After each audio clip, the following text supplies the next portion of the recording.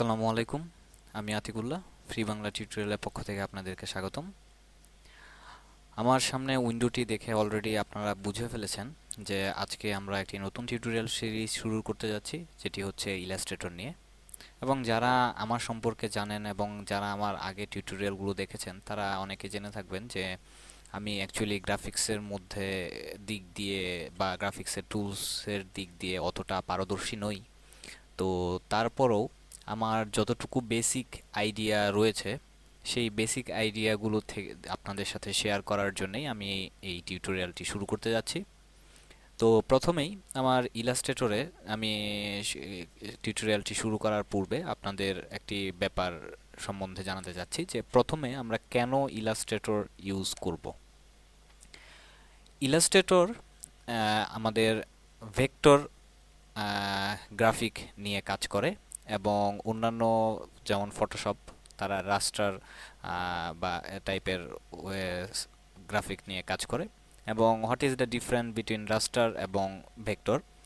রাস্টার এবং ভেক্টরের মধ্যে পার্থক্য হচ্ছে যে রাস্টার গ্রাফিক আপনি এটিকে যখন আপনি বড় করবেন স্বভাবতই সেটি ফেটে যাবে, কিন্তু আপনি ভেক্টর গ্রাফিক দিয়ে যখন কাজ করবেন তখন আপনার ভেক্টর গ্রাফিকের কাজই হচ্ছে যে হরিজন্টালি এবং ভার্টিক্যালি সে পিক্সেল ওয়াইজ তার ডেটাগুলো যেই বিন্দুগুলো থাকে সে বিন্দুগুলো ফিল আপ করে জিনিসটাকে বড় করে দেয়, যার ফলে ডেটাগুলো ফাটে না, গ্রাফিক্সটা ফাটে না। তো আমি যে ব্যাপারটি কথা বলতে যাচ্ছি বা বলছি সেটি আপনাদেরকে বোঝানোর জন্য যে এখানে দেখুন বাম পাশে আমার যে লোগোটি রয়েছে ফ্রি বাংলা টিউটোরিয়ালের এবং ডান পাশে যে আমার লোগোটি রয়েছে ফ্রি বাংলা টিউটোরিয়ালের, এই দুটি লোগো দেখতে একই রকম হলেও এই দুটির মধ্যে পার্থক্য রয়েছে। এই বাম পাশের যে লোগোটি রয়েছে সেটি হচ্ছে আমার রাস্টার ইমেজ, যেটি হচ্ছে আমার ভেক্টর নয়, এবং এটি হচ্ছে আমার ভেক্টর ইমেজ। এবং এই দুটির মধ্যে পার্থক্য হচ্ছে যে দুটি আমার দেখতে একই রকম দেখা গেলেও আমি এটিকে যদি বড় করি তাহলে দেখা যাবে যে এটি ফেটে যাচ্ছে, এবং ভেক্টরের ফাইলটি যদি আমি বড় করি তাহলে এটি ফাটবে না। তো এটি চেক করার জন্য ধরুন আমি এখান থেকে জুম টুল দিয়ে ধরুন আমি এটিকে এখানে বড় করলাম, আরো বড় করলাম। এখানে দেখুন যে এই যে কোণাগুলো আছে, এই যে কোণাগুলো, সেই কোণাগুলো এখানে দেখুন কাটা কাটার মতো হয়ে আছে, মানে এই জিনিসগুলো ফেটে যাচ্ছে এবং জিনিসটা সুন্দর দেখাচ্ছে না। তো এবার এবার আমি যদি পূর্বের অবস্থায় ফিরে আসি, এবার এটিকে যদি আমি বড় করি তাহলে এখানে দেখুন যে আমার এই যে কোণাগুলো রয়েছে সেই কোণাগুলো স্মুথ, এবং এটি আমি বড় করলেও এটি ফাটছে না। তো এই হচ্ছে আমার ভেক্টর এবং রাস্টার ইমেজের মধ্যে পার্থক্য। যে এখন আপনি বলবেন যে আমি এটিকে বড় করেই বানাবো তাহলে ফাটবে না। তো এটি বড় করলেও যতই বড় করেন না কেন এক সময় না এক সময় সেটা ফেটেই যাবে। তো আমি কেন ওই সাইজের দিক দিয়ে চিন্তা করে আলাদাভাবে সময় নষ্ট করব? আমি যদি ভেক্টর দিয়ে এই জিনিসটি তৈরি করি তাহলে আমার সেটিকে সেদিক থেকে চিন্তা করার দরকার পড়ছে না। তো এখন প্রথমেই আমি আপনাদেরকে এই ইলাস্ট্রেটরের ইন্টারফেস সম্বন্ধে আপনাদেরকে পরিচয় করে দিতে চাচ্ছি, এবং সেটি পরিচয় করার আগে আমি এখানে বলে নিচ্ছি যে এটি হচ্ছে আমার মেনু বার। এবং এখানে এই মেনু বারের প্রতিটির মধ্যে ক্লিক করলে আপনার এখানে তাদের যে সাব মেনুগুলো সেই মেনুগুলো ওপেন হবে। এবং এই মেনু বারের মধ্যে আমি প্রথমে যেটির মধ্যে যেতে যাচ্ছি সেটি হচ্ছে প্রিফারেন্স এবং জেনারেল, এবং এখানে শর্টকাট কি দেওয়া রয়েছে যে কন্ট্রোল কি।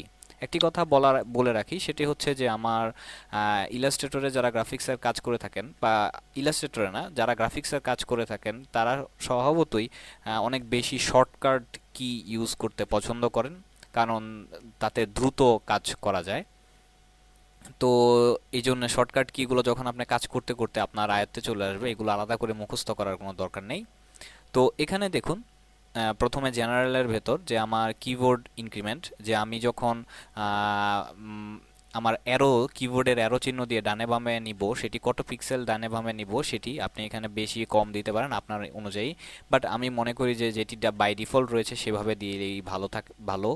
এবং এখানে আপনার কোণাগুলো মানে আপনার যে গ্রাফিক্সটা তৈরি করবেন সেটির কোণার তার অ্যাঙ্গেল কত ডিগ্রি অ্যাঙ্গেলে, সরি কোণা না, মানে এটা নিচেরটা হচ্ছে কোণার ব্যাপার, আর উপরেরটা যেটা এটা হচ্ছে অ্যাঙ্গেল, যে আপনি কত ডিগ্রি অ্যাঙ্গেলে এটি আমরা শিফট টিপ দিয়ে প্রেস করে এটিকে 45 ডিগ্রি বা এরকমভাবে অ্যাঙ্গেল করতে পারি। তো এখানে বাই ডিফল্ট 0 ডিগ্রি রয়েছে, আপনি চাইলে এটা 45, 90 এরকমভাবে যত ইচ্ছা অত ডিগ্রিতেও করতে পারেন। এরপর হচ্ছে কর্নার, যে আমার কোণাগুলো যে আমি তৈরি করব সেই কোণাগুলোর কত পিক্সেল রেডিয়াস থাকবে সেটি।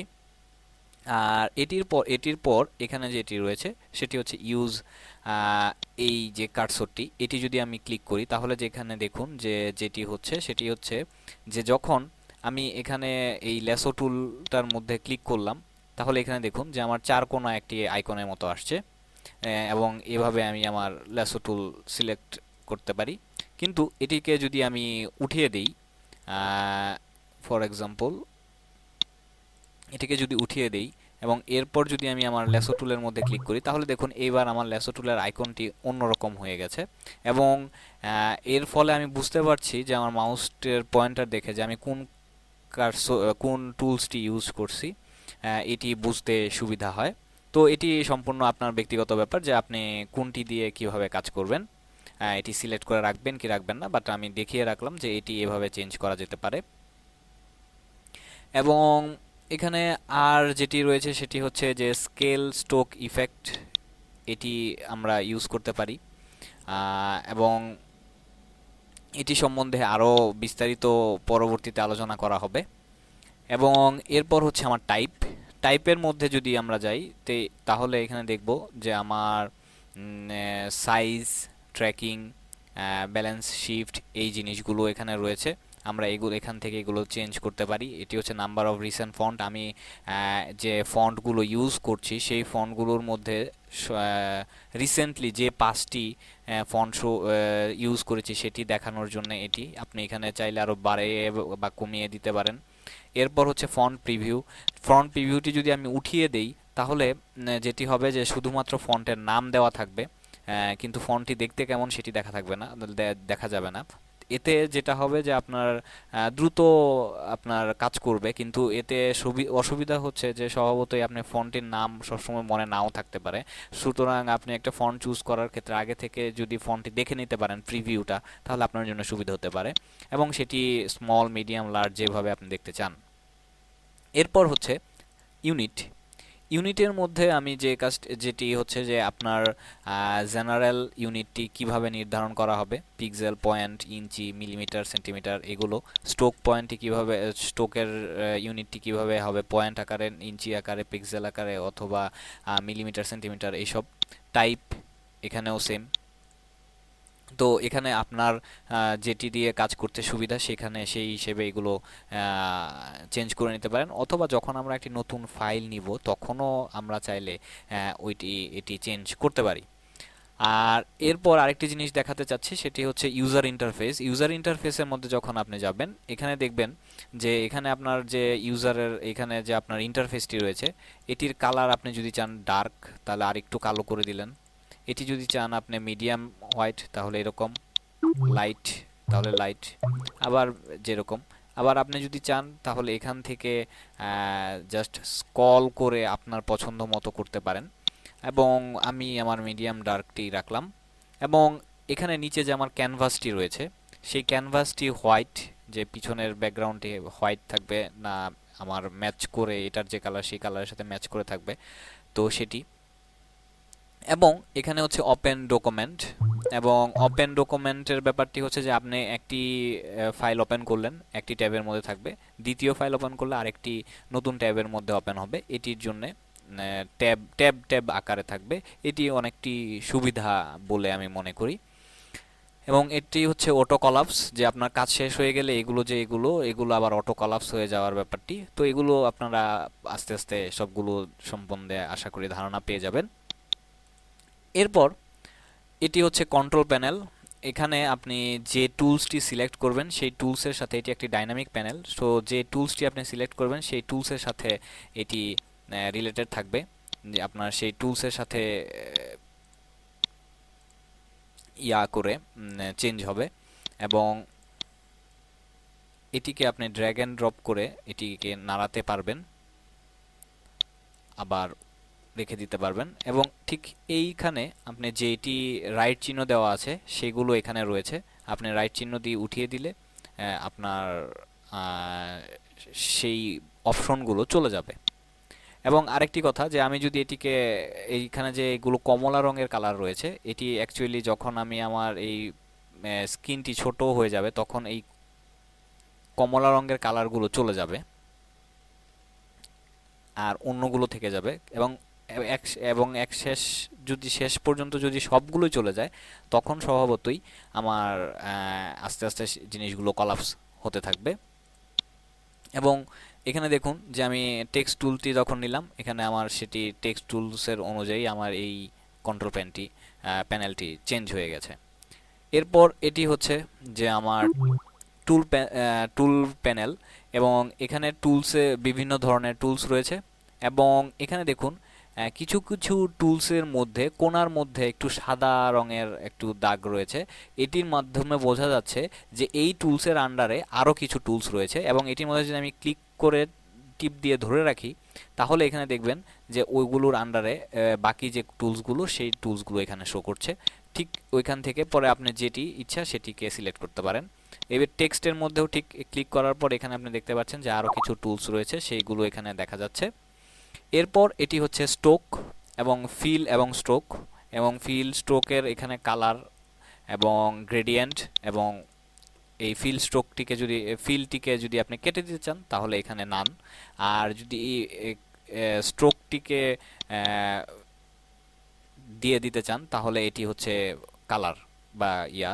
এবং এখানে কোনটি আপনি ইউজ করবেন, এবং এখানে বলে রাখি ফিল জিনিসটি হচ্ছে যে আপনি ধরুন একটি বক্স নিলেন ফিল দিয়ে, যদি আপনি একটি বক্স নেন তাহলে এখানে দেখুন এটির ব্যাকগ্রাউন্ডের মধ্যে আমি এটির দুইটি কালার দেই তাহলে আমাদের জন্য বুঝতে সুবিধা হবে। তো এখানে দেখুন যে আমার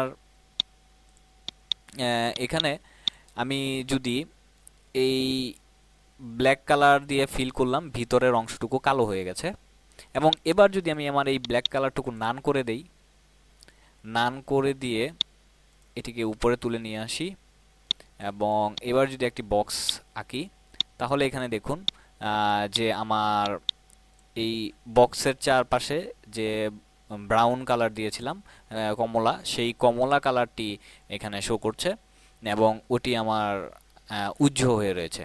তো সেই হিসেবে আমরা ফিল এবং স্ট্রোকের কাজ হচ্ছে এটি। ফিল হচ্ছে ভিতরের অংশটিকে সে কালার করবে, আর স্ট্রোক হচ্ছে বাইরের আউটলাইনটুকুকে কালার করবে।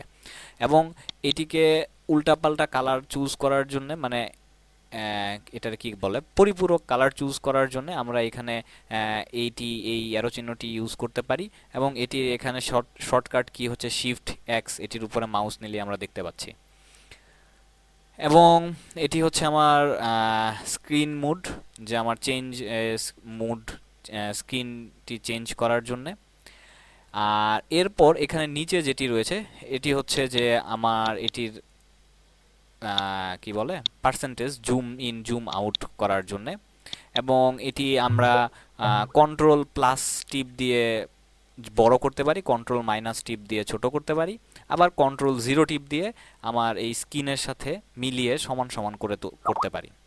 এখানে আমার একটি মাত্র পেজ লেআউট নিয়েছি। যদি আমার একাধিক লেআউট থাকতো তাহলে আমরা এইখানের এই অংশটিকে যেখানে রয়েছে এই অংশটির এখানে ক্লিক করে আমরা দ্বিতীয় পার্টে বা তৃতীয় যেটির মধ্যে সিলেক্ট করব সেই দ্বিতীয় পার্ট বা তৃতীয় পার্টের মধ্যে যেতে পারবো।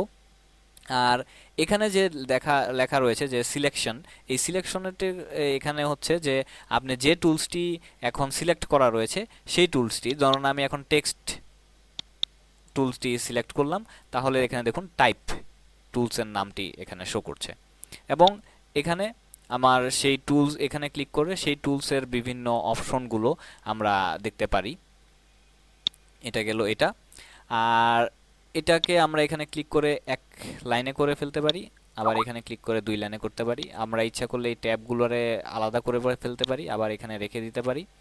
আবার এদিক থেকেও এখানে দেখুন যে এটি হচ্ছে আরেকটি টুল প্যানেল, যেটির মাধ্যমে আমরা আরও অ্যাডভান্স লেভেলের জিনিস ফোন লাগে তখন সেটি নিয়ে আমরা বিস্তারিত কাজ করার জন্য এগুলো দরকার পড়তে পারে লাগে।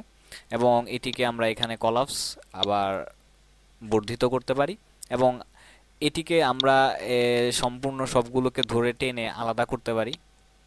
আমরা উপরে নিচে আরেকটির মধ্যে নিয়ে বসায় দিতে পারি আমাদের ইচ্ছা মতো করে, এরকমভাবে।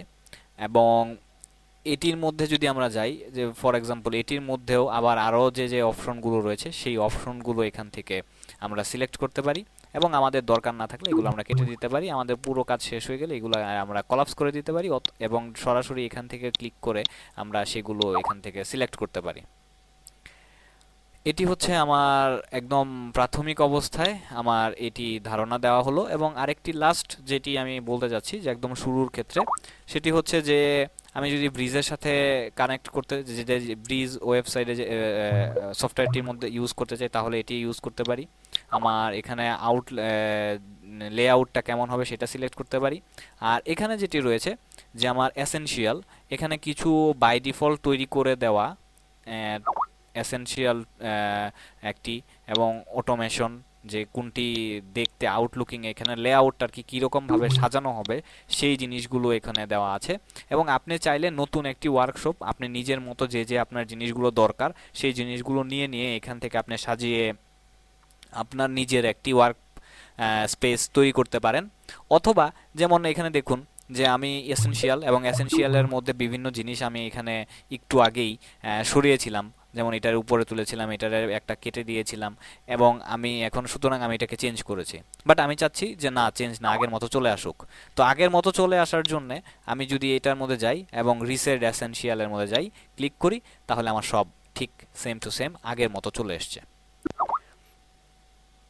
তো এটা হচ্ছে আমার এই প্রথমত একদম শুরুর দিকে আমার কিভাবে জিনিসগুলো কাজ করতে হবে। এবং এখানে আরেকটি কথা বলে রাখি যে কোনো উইন্ডো, ফর এক্সাম্পল এখানে যে উইন্ডো রয়েছে, আপনার এটি ছাড়াও আরও কিছু উইন্ডো কাজ করা দরকার। সেটি আনার জন্য আমরা উইন্ডোতে গিয়ে এখানে যে জিনিসগুলোর বাম পাশে টিক চিহ্ন দেওয়া রয়েছে, তাহলে বুঝবো যে এইগুলো অলরেডি এখানে রয়েছে। আর যেগুলো টিক চিহ্ন নাই সেগুলো আপনি এই সিলেক্ট করে সেগুলো এখানে টুলস নিয়ে আসতে পারেন।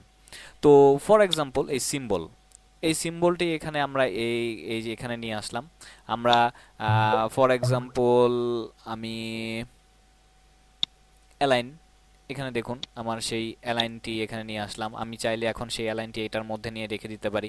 এরকমভাবে আমরা আমার ওয়ার্কশপটি তৈরি করে, আমার পছন্দ মতো তৈরি করে সেটিকে রাখতে পারি। এবং যদি কোনো ঝামেলা হয় সিম্পলি রিসেট দিয়ে পূর্বের অবস্থায় ফেরত যেতে পারি।